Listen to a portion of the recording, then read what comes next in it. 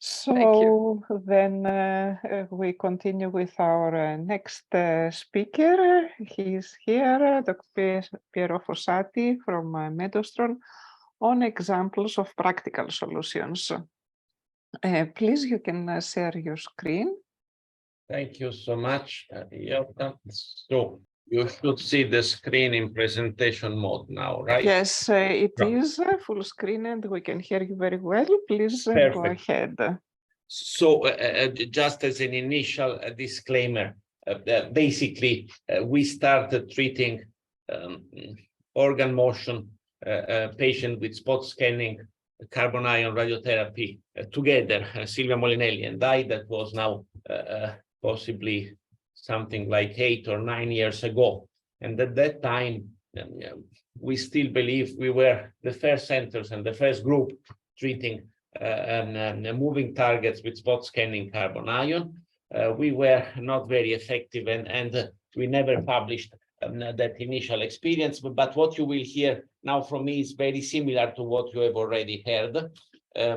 So this is how we are doing this treatment of organ motion of targets that are moving. And in the meanwhile, a lot of other things happened in several parts of the world, especially in Japan, when there has been always a tradition of coping with organ motion, especially in the northern part of Japan. There is Dr. Shirato, that was one of the big name about treating with photons, but then he exported several techniques to particle therapy. So what I'm presenting now is not the state of the art, the most advanced things you could do. I'm just presenting what we are doing in practice in MedAustron, in which we even have a more complex situation. Some of the tools you have heard about from Silvia are not yet available here. So this is just showing practically how you can really cope with things that move, even though you don't have the full-blown real-time tracking capabilities, and most of the centers will not have the real-time tracking capabilities, and you may even question if it is necessary to do tracking and if it's not better to do something a bit simpler.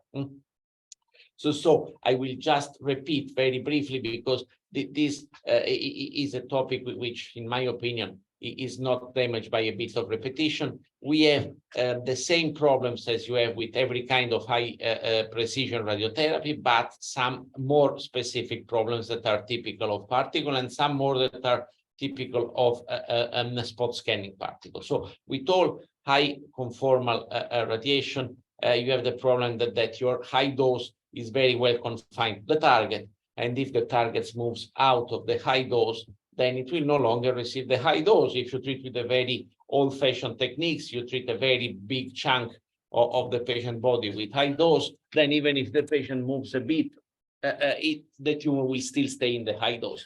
But as you become more and more precise, every small motion will bring the target volume outside of the high dose. This is the same for everyone, and we are happy that it is like that, because it means that we are sparing important structures that are outside of the tumor. But of course, you have to take care that the tumor doesn't go out of the high dose. This is the same with fiber knife, VMAT. The possible best option for this is brachytherapy, because you put the source inside the tumor, and if the tumor moves, the source moves with it. But all the other high conformity have the same problem. But with particle, we have an additional problem, and that it is the range issue. So with photons, of course, it's wrong also with photons, but with photons, you can make this approximation, and the mistake is very small, and you can make the approximation that the dose distribution is frozen, so that the tumor moves inside the dose distribution, but the motion of the tumor and of the other tissues that are in front of the tumor, in front from the point of view of each single beam direction, will not affect the dose distribution. So as long as the tumor stays inside the high dose, the high dose will also stay there. With particles, that's completely wrong, because the range of the particles depends on what they find. So if you have the typical example, a lung tumor, which is moving, and then you just contour the ITV, so all the places where the tumor can be according to respiratory motion, and you cover that with high dose. With photons, you are quite happy. With particles, including carbon, you are completely unhappy, because the energy that will deliver you a dose in that area where that area is full of lung tissue will not be enough to deliver you a dose when that area is full of lung, not of lung, but of tumor, because the density is higher, and then you will stop short of covering it. So we cannot assume that the dose distribution is frozen. We have to take care of, one, tumor must not go out of high dose, and two, changes in tumor and in non-tumor tissues that are upstream in the path must not change the path so that the dose is changed so that the tumor doesn't get the high dose. This is exclusively a particle problem. So you really don't have these problems with photons. And then you have the third, which is a problem of all dynamic delivery, but when you do IMRT with sliding windows, when you do CyberKnife, well, you are not as dynamic as we are with pencil beam. With pencil beam, we are really treating one voxel at a time. So the issue is that if you have a very nice system taking care of the motion, so the tumor stays always inside the high dose, and taking care of the dose distribution, so it does never happen that because of motion your dose is perturbed. But still, if there is residual motion, this motion can interfere with the motion of the scanning. So you risk basically to treat the same voxel twice because it moved together with the beam, and then the next voxel never, because it moved outside of the beam irradiation. So we have high gradients, range affected by motion, and interplay effect. And the second two are, well, number two is only for particles, number three is much worse for particles. So again, repeating this to make sure that this is drilled and understood by everyone. This is lung, but it could be tumor according to patient respiration. If you treat with SBRT photons, you just make sure that this part where the tumor could be is well covered with high dose, and you are happy. If you treat with particles, you make sure it is well covered, but it is well covered when it is full of lung. When it is full of tumor, that same fluence of particle with that energy will not be enough to treat the tumor. It was enough to treat the lung, but not to treat the tumor. So this range effect is a big headache for us, and it is only a particle issue, and we cannot rely simply on PTV and ITV to solve that. We have to do more than that. And again, interplay means you have your beam that moves and treat one voxel at a time. You have your target that moves, and when you put them together, some spots are treated more times and some spots are treated never, and the results can be really disruptive. So you have to make sure that also this two dynamics, that the small residual motion, and you will have small residual motion no matter what you do, and the motion of the beam do not interfere in a destructive way with one another. And we know that this interplay effect can really become meaningful. These are old experiments done by Gallet. It was crypt survival of mice, and when he did it with passive protons, there was a perfect dose response curve, more dose, less crypt in the poor experiment animal. Then he started to do it with spot scanning, so not passive scatter. So with passive scattering, you don't have interplay. With spot scanning, you might have interplay. And when he did these experiments in Switzerland, which is a very animal-friendly country, there was no longer a dose response curve. Like the interplay effect was so bad that it really disrupted the dose response, because with spot scanning, you were not really sure of which dose was delivered to the crypt.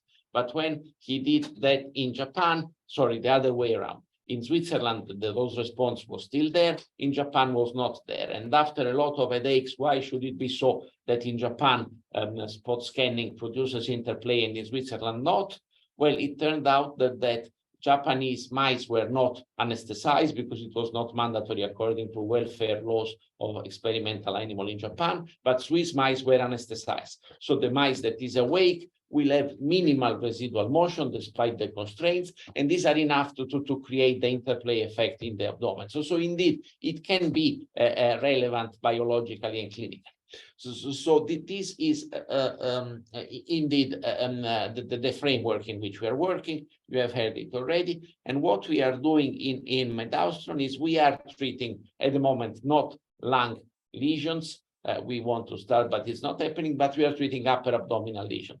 For example, you have a typical indication, which is hepatocellular carcinoma. Hepatocellular carcinoma, as you have maybe already heard or you will hear in the next days, is a wonderful indication for particle therapy, even though in Western world, this is not so much advertised and understood. So when you get these patients for which the evidence is higher than for many other diseases we are treating, you treat with particle therapy, and this is a static representation, and this is the result before particle therapy, a lot of contrast enhancement. After 3 months, still contrast enhancement, and after 5 months, less of that.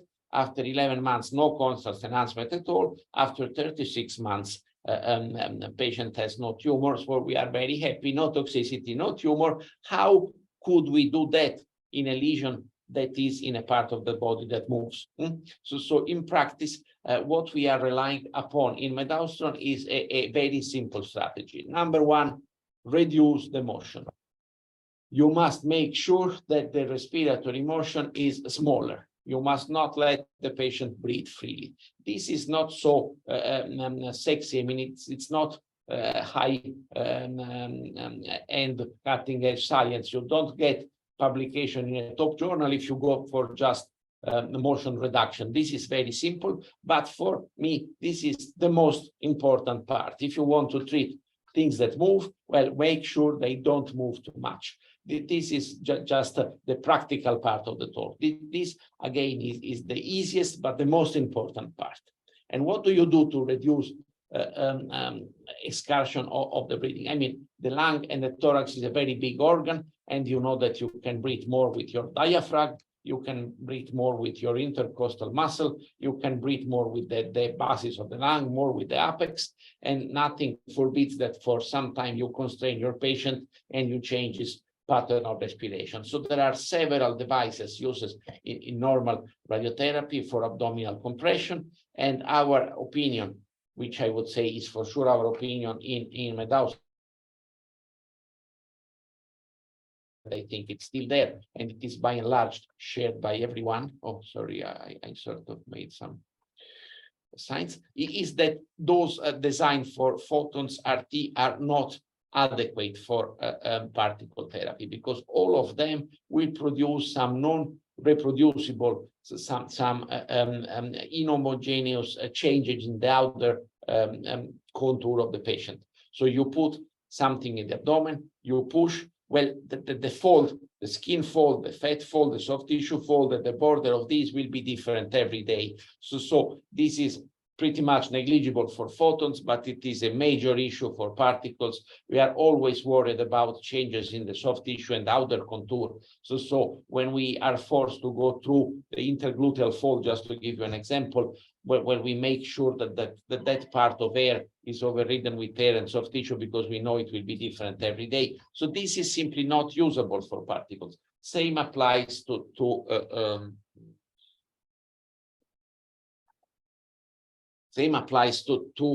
belts. If you use a belt, the belt will produce an inhomogeneous fold up and down. What we are using for particle therapy is very simply the same body mask that we use for immobilization, but we train our team of RTT of technicians so that they make a very tight mask.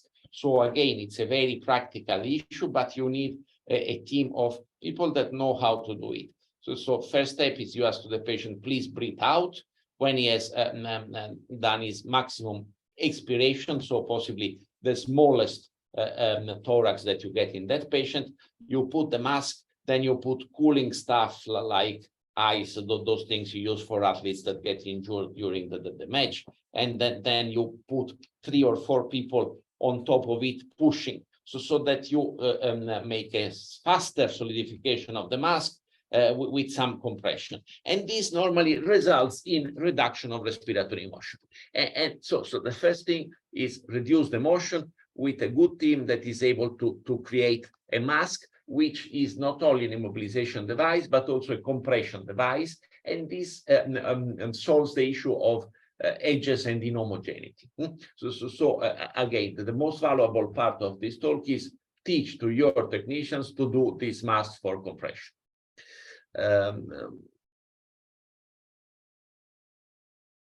Does it work? Of course, after you have done that, you have to check if it did work. And for that, you need 4D imaging. So at the moment, we are also using, like you have seen in the examples from now, 4D CT. Of course, there are several ways of doing a 4D CT, and you should really also there get some practical experience. And your goal should be to have a 4D CT that reconstructed the adequate number of faces. And at the moment, we have convinced ourselves that 4 faces are enough, and inspiration and expiration midway one way while you inhale and midway while you exhale. But this is up to you and to your reconstruction algorithm. So normally, when you reduce the excursion, no longer it is smaller, but it's more linear. You don't have hysteresis. You don't have that your tumor will follow one path during inspiration and another path during expiration. It basically goes just back and forth. So this is an advantage. You can reduce the number of phases for acquisition, and you can reduce even more for optimization, because I mean, if you are happy with end expiration and end inspiration, then you are happy all the way in between, as long as the tumor goes back and forth and does not go in circles. And if you leave free breathing, it's more likely it goes in circle. If you compress, it's much more likely it will go back and forth. So you measure the motion with 4D CT. Again, as said, we use a simple 4 phases reconstruction of the 4D CT. You need all the phases, so it really has to be not just a gated acquisition, but an acquisition in which you acquire and then you sort out. What is the best surrogate signal for the 4D CT? I don't have an answer here. We are using an optics system, so a marker measuring the motion of external surface. You can use a pressure gauge, as they are doing now. You can use other things. You just have to train your system. And sometimes we are faced with a very, very nice problem that the excursion of the thoracic wall is too little to get the signal. So we are doing our compression so well that we don't get a gating signal to obtain, not a gating, a sorting signal to obtain the 4D CT. So this is good because we work very well and we reduced a lot, but still you are left with the doubt. You stopped the external surface, but there might be a lot going on inside. So it is, in my opinion, a quite good idea to have 2 different options for reconstructing the 4D CT, so that if one is not working well for whatever reason, you use the other. So we do the mild uniform abdominal compression with thermoplastic mask. We do the 4D CTs, and we are still using the ITVs, but not for the motion. For the motion, we are optimizing on multiple phases. We are using the ITVs for the other changes, the changes we have had in the last part of the previous talk, the changes in filling of hollow organs that is relatively common as the main issue in abdomen rather than respiration. This is one example of one patient. Here you see in blue, we had the target. This was a lymph node recurrence of an esophageal carcinoma, already treated with surgery, already treated with radiation, an isolated recurrence. You can see the lesion in MRI and in PET, but here we see a 4D CT. So you see in the circle that we have only 1, 2, 3, 4 phases, and you see that the patient was immobilized, as I tell you, because the motion is not a lot of motion, it's just a little motion. But sometimes even a little motion is too much. The first idea we had was that for this particular tumor and location, it was a better idea to put the patient in prone position, because this would have reduced the excursion more than supine position. Well, that was wrong. Look, despite the fact that the motion is small, the tumor is in such a difficult location that during respiration, you have the carina going inside the tumor. So the air inside the trachea and the initial part of the bronchus is really going inside the target. So if you do that, either you take a significant risk. Remember, this was RD irradiation, so we had little reserve on esophagus and trachea, or you severely underdose. Of course, the obvious thing to do would be to do this plus gating. And we will have gating by the end of this year, and I cannot wait to have gating, and I think that gating is a mandatory addition to motion reduction, but at the moment I am forced to treat without gating. So we had planned to do in this patient prone and supine, and you see we were rather unhappy of the result of the prone, but we were a bit happier of the result of the supine. Here you see that that same patient, same team, same compression, with the immobilization in supine, there is still a non-negligible effect, but it is definitely smaller. And here you just have the calcification outside the trachea that touch the border of the targets. So this is more favorable.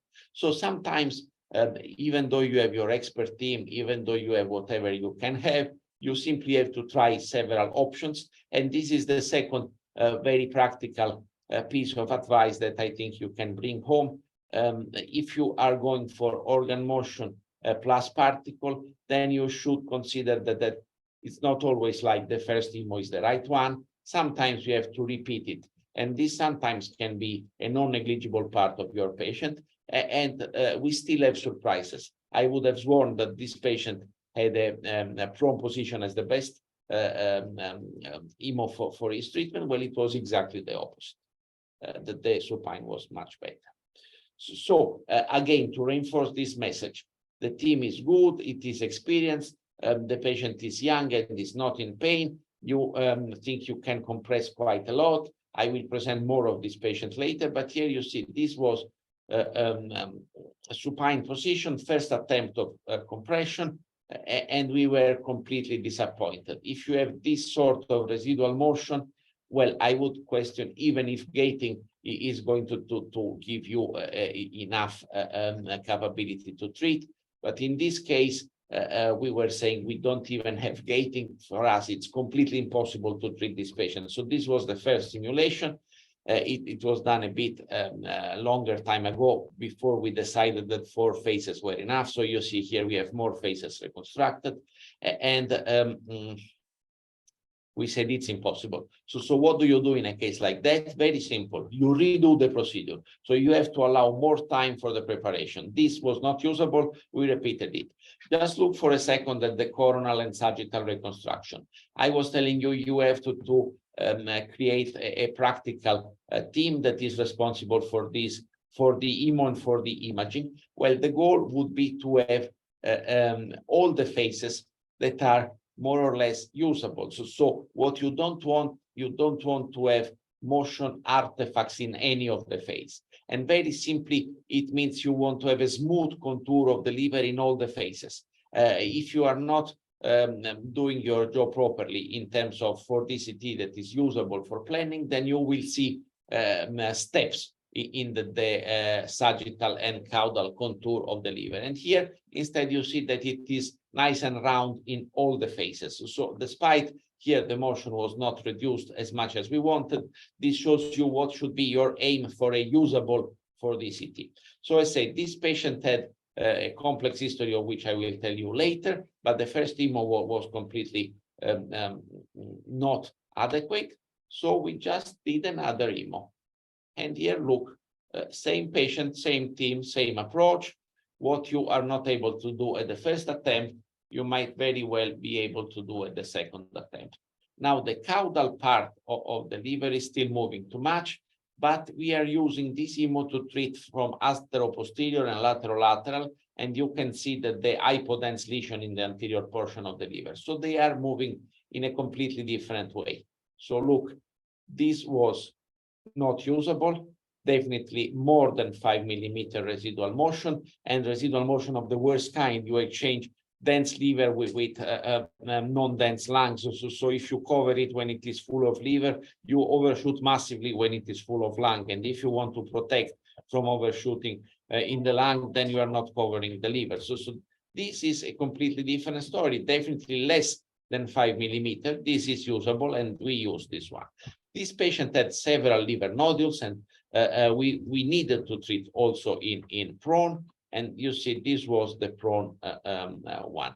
And in the prone one, there is definitely some residual motion, but the residual motion is not so bad, because if you come with a little bit of inclination from ups, so cranial, and then you are going to hit the liver as a perpendicular beam, and you are going to go to a given depth, and so you can really tackle. So again, it is a lot of trying and retrying until you are happy. I'm showing you a couple of the worst cases. Most of the time, let's say 80% of the time, you do one IMO and you are happy with it. But you must be ready, if you are unhappy, to repeat it until it is usable.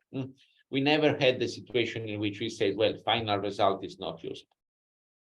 So our approach again is reduce the motion, do 4D CT, acquire several phases, and then basically we just focus on end inspiration and end expiration. And we are allowed to do that because the residual motion must be small. And if the residual motion is not small, then we repeat the procedure. And then we routinely optimize a plan on both phases. So we just tell to optimizer, the target must be covered in end expiration and then inspiration, and the organs at risk must be respected in end inspiration and expiration. And this is already doubling the work, the contouring work, and the optimization, and then the checking.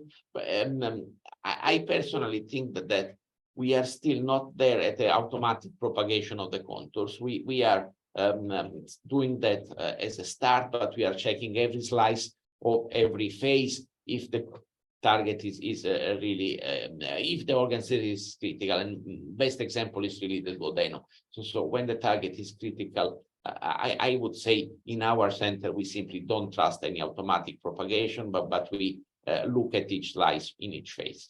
So is one 4D CT and 2 phases enough? No, of course, it's not enough. First of all, you have to acknowledge that organ motion is not the full story. So we are using the 4D CT to account for organ motion, but we have to acknowledge that in the upper abdomen, organs are more distended by feeling or emptier. And this changing shape of hollow organ is even a bigger issue than respiratory motion. So what we do is we contour the duodenum and the stomach on multiple images. Multiple images means typically a patient will get a 4D CT without contrast that we use for planning. Then we let him walk around, and after an interval of more than 1 hour, we do a second CT with contrast. And so there is already some room for change in the whole organ feeling in that. And then on the following day, we will do an MRI with contrast. So we already start with 3 sets. The non-contrast enhanced 4D CT, the contrast enhanced CT, same day but different time, and the contrast enhanced MRI, different day. Well, we honestly think that before you can say you are good to go, you need 2 additional control CT in 4D CT. So at least 3 to check reproducibility of breathing and to check motion of all. And normally we do 1 before the treatment and 1 on the first day of the treatment. And so we have multiple CTs, and there are multiple 4D CTs. And then we split the uncertainty in 2 parts. One is the motion due to respiration that we check by contouring and planning on the end inspiration and then inspiration. And one is the motion due to change in shape and feeling of the whole organ that we take care by creating an ITV. So our ITV is not a full ITV.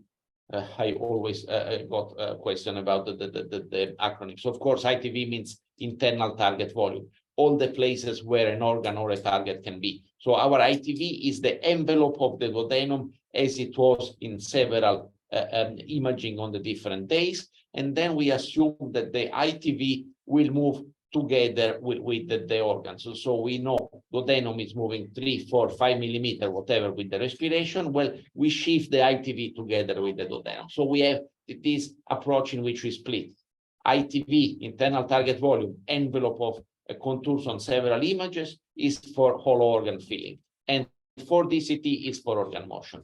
So multiple control CTs, we normally need to see that the plan is good on the planning CT and on 2 other 4D CTs.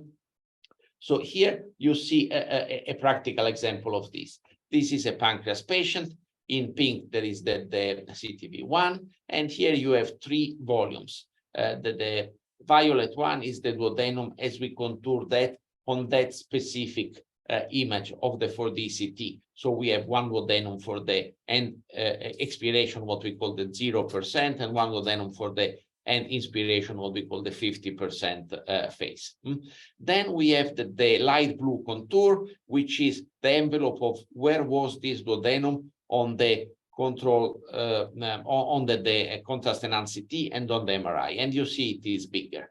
And then on top of that, and this is just practical what we do for pancreas, but we don't do for other things in which we have less critical organs at risk. But in this case, we even expand geometrically with a PRV, so planning volume for organ at risk. So you have the violet, you have the blue, and you have the dark blue, and this was done according to 3 images. Because for this patient, for logistic reason, it was not possible to do the second control CT before start of treatment. So in this case, we did the second control CT on the first day of treatment, and what we found out is that the real duodenum on the control CT was outside of the initial duodenum contour. So now we have the dotted line, which is outside the violet, outside the light blue, outside the dark blue. So it moved completely away. As you have heard from Silvia in the previous talk, you cannot really predict where this duodenum will be. You have to measure in several imaging. So in this case, we had to adapt the plan so that the ITV was done. And in the end, we were happy on 3 controls. The planning, the first day, we gave only 2 fractions. We interrupted the treatment. We did 2 more and delivered the last 3 fractions. So overall treatment time was not 5 days or 8 days, but this we strongly believe is completely negligible. So you see here the organ motion was relatively limited, and we were quite confident we could take care of the organ motion simply with our system. The big problem was the different feeling of duodenum, and again, as said, in the end, we need to be happy not of 1 planning CT. We need to be happy of at least 3 planning CT. This is the same case that I'm showing you, in which the contours of the duodenum eventually take care of all the possible variation. And you see that the ITV, which has been updated when we got more and more CTs, is really relatively, or I would say very much reproducible in terms of coverage. And you see also, so this is, if you want, a poor man adaptive treatment. We don't have the resources, and it is a research issue now to have real-time adaptation of plans for moving targets and changing. But we are doing a lot of controls. Most of the time, they confirm that our initial strategy works. Sometimes they show that it didn't, and we have to adapt the plan. And this, again, is another example of another patient. And again, for us, it is mandatory to have 1, 2, 3, in which we confirm that the organ at risk is spared and the target is covered as good as it can be. Now, you don't see it in my slides, but it's in reality not 3, it's 6, because here we are comparing the end expiration of 3 different image sets in 3 days, but we would normally also compare the end expiration. So we would check 0% versus 0% versus 0%, and 50 versus 50 versus 50. So it is putting more stress on the planning part, so that we are sure that we treat. But with this, we could treat even without gating. And again, it's not like gating is not needed. It is needed. It's simply not yet available to me, and I hope it will be available by the end of the year. Now, interplay effect. I told you in the beginning, if the tumor moves, and then you move also the beams, and then you will have hot and cold spots. Well, big motion, big problem, small motion, small problem. But what is key here is it's a real nightmare to measure this. So we have the difference between the 4D-DD and the 4D-DD. So the first one is 4-dimensional dose distribution. So what I've shown you this is four-dimensional dose distribution. You look at the dose distribution on phase 0. Well, if I had prepared also the 50% phase, it would be a 4, but each phase is treated as static. The other thing you can do is four-dimensional dynamic dose distribution. So to know what happens in reality, you have to know not only how the patient was breathing, but what was the exact timing of delivery of each spot. So you say first spot is delivered when the patient was at end expiration, and second spot is delivered when it was midway, etc., etc., etc. So you need somehow to superimpose the patient breathing cycle over many minutes with the accelerator timestamp and know exactly when was each spot delivered for that patient. And then you get the four-dimensional dynamic dose distribution, and then you can measure how many hot spots and how many cold spots are there. And again, this is nothing short of a nightmare. So what we are doing here is a practical approach. And the practical approach is we did it for a subset of patients. We analyzed, we published, and our best friend here is fractionation.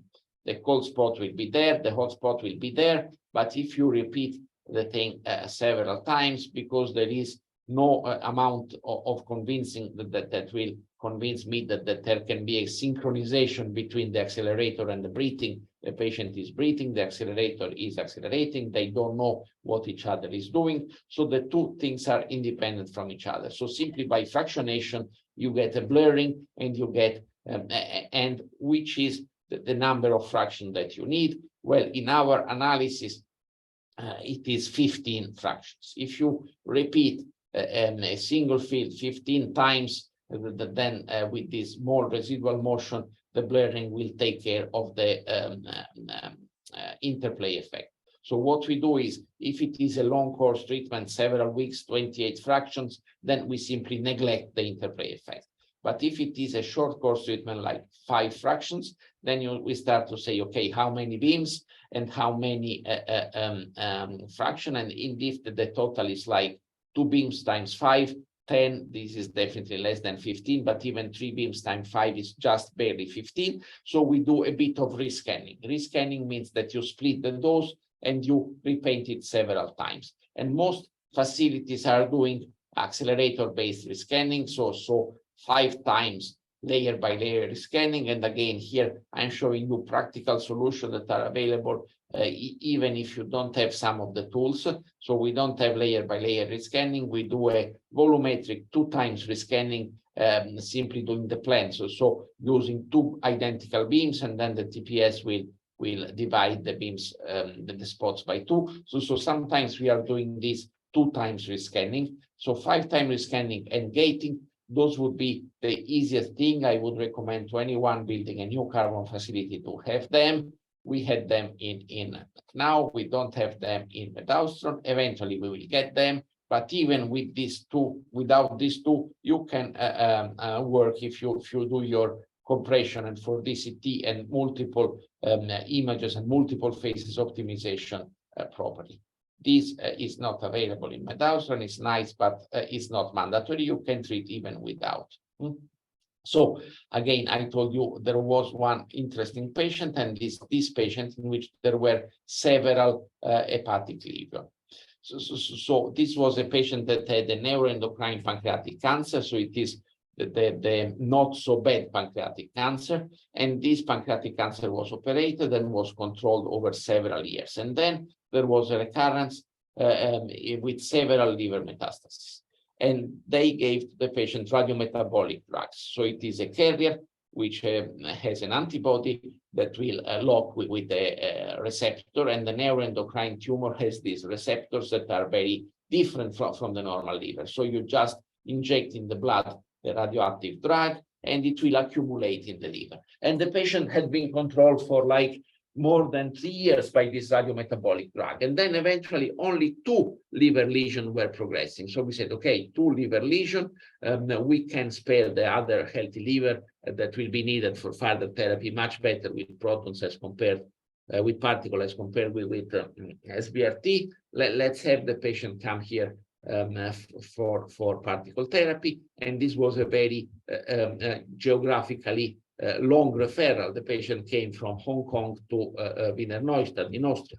And we had a restaging PET just 1 week before the patient came. And there were only 2 lesions that were progressing and active. So we can treat, the patient comes here, we repeat everything, and we see that the 2 lesions in a time span of 2 weeks had become 8 lesions. So that was a very bad thing. We said, okay, we don't even have gating. Can we treat 8 nodules in a liver and still spare enough liver function? And after a lot of discussion, we decided to do that, discussing in depth with the patient, the risk, etc., etc. So you see that the lesions were contoured and were treated. The anterior lesions were treated in the supine decubitus.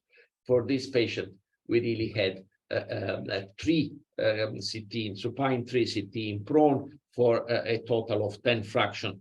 We really had a lot of replanning and checking and reoptimization. And the main issue for the liver is just to spare enough healthy liver parenchyma for the function. So it was much easier than pancreas, let's say, because you can take margins in the liver around the lesion. So this was the plan in supine. This was the plan in prone. And the question is, okay, Fossati is telling us that even just compression and for DCT is enough, but is it true? And I think this patient is the bad advertisement, because we have the MRI at 6 months, and you see that all these lesions that were contrast enhancing and solid are now cystic. This one, hit and cystic, no more solid tissue.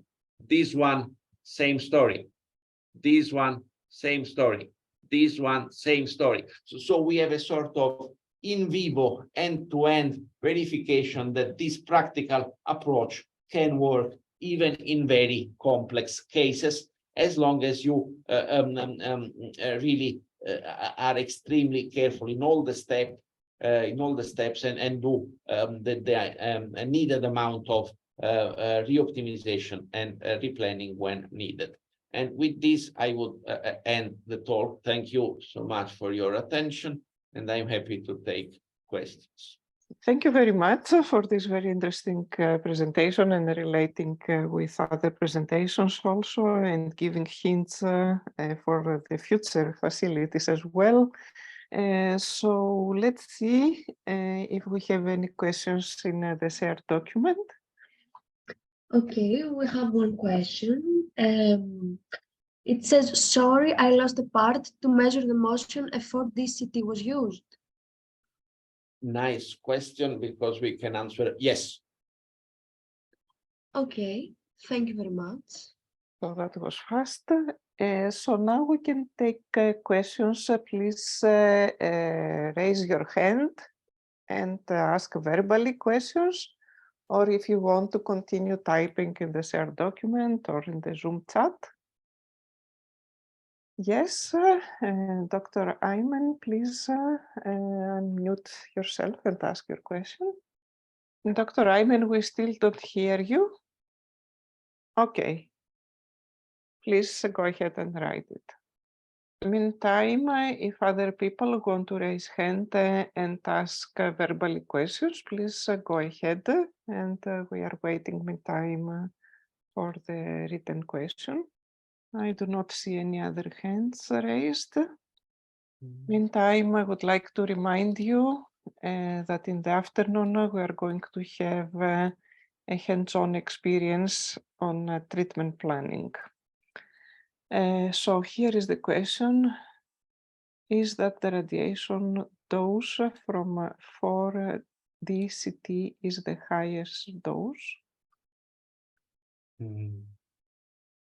I'm not so sure I understand the question. The 4D-CT gives more dose than a normal CT, sure, and therefore 4D-CT give more dose than 3CT and more dose than 1CT.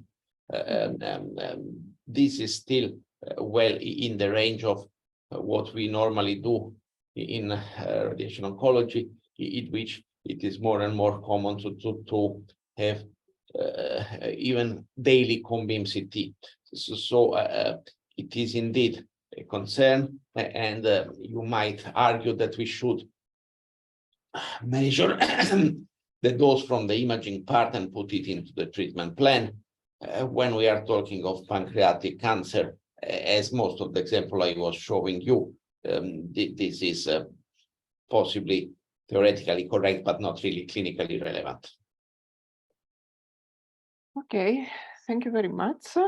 Any further questions? No, I think everything is cleared up. Okay, so then we thank all the speakers of the morning session. Thanks very much to everybody.